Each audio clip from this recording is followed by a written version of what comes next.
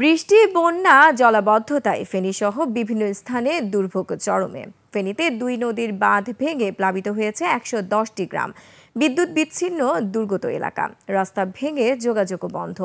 আশ্রয় কেন্দ্রগুলোতে খাদ্য, পানি ও ওষুধ সংকট দেখা দিয়েছে। বন্যার কারণে কুমিল্লা শিক্ষা বোর্ডের বৃহস্পতিবারের এইচএসসি পরীক্ষা স্থগিত করা হয়েছে। প্রতিনিধিদের তথ্য ও ছবিতে ডেস্ক রিপোর্ট। শেকড় থেকে শিখরে।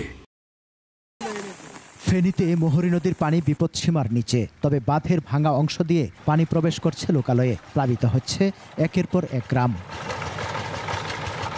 ফুলগাজী ও পরশুরাম উপজেলায় বাঁধ ভেঙে প্লাবিত অর্ধশত গ্রাম। শিশু, বৃদ্ধ ও গবাদি পশু সহ অনেক পরিবার উঁচু জায়গা বা বাঁধের উপর আশ্রয় নিয়েছে। জিনিস লইয়ারে অল্প মাছ লই, কাপড় লইয়ারে বাইরে আমার ঘর আমার বাইরের আমার নিচে, আর সবাই বনে প্লাবিত হচ্ছে, সবার ঘরে পানি উঠছে। মালপত্র তো আমরা কিছু কোনো মতে পিন্ধনের কাপড়ে নিয়ে আমরা চলে আসছি। ৪৮টি কেন্দ্রে আশ্রয় নিয়েছেন ১৫৯৩ পরিবারের ৫৭৯৬ জন। খাদ্য, বিশুদ্ধ পানি ও ওষুধ সংকটে আশ্রিতরা। অনেক এলাকায় বিদ্যুৎ বিচ্ছিন্ন, সড়ক ভেঙে যোগাযোগ বন্ধ।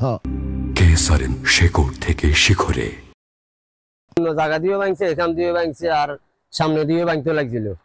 তো আর এগুলো রক্ষা করবার মতো না। খবর পাওয়া মাত্র ত্রাণ পৌঁছে দেওয়ার কথা বলছে জেলা প্রশাসন। উপজেলার নির্বাহী অফিসাররা তো মাঠে আছেন মানে সবাই সব সময়, যে কারণ তাদেরকে দেখেন উদ্ধার তৎপরতা, ত্রাণ কার্যক্রম, এখানে কিন্তু বেশ কয়েকটি বহুমাত্রিক ম্যানেজমেন্ট আছে।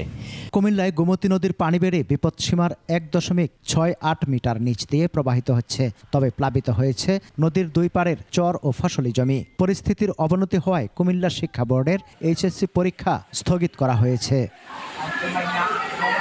সকাল থেকে চট্টগ্রামে ভারী বৃষ্টি হয়ে বেড়েছে দুর্ভোগ। মহানগরের চকবাজার, বহদ্দারহাট, কাতালগঞ্জ, হালিশহর, আগ্রাবাদ, সিডিএ সহ নগরীর নিম্নাঞ্চলে জলাবদ্ধতা দেখা দিয়েছে।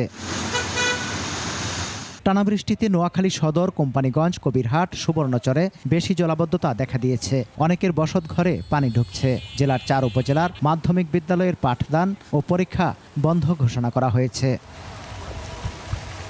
অতিবৃষ্টিতে প্লাবিত হয়েছে খাগড়াছড়ির দীঘিনালার নিম্নাঞ্চল। সমর ইসলাম, ডেস্ক রিপোর্ট, ২১ টেলিভিশন।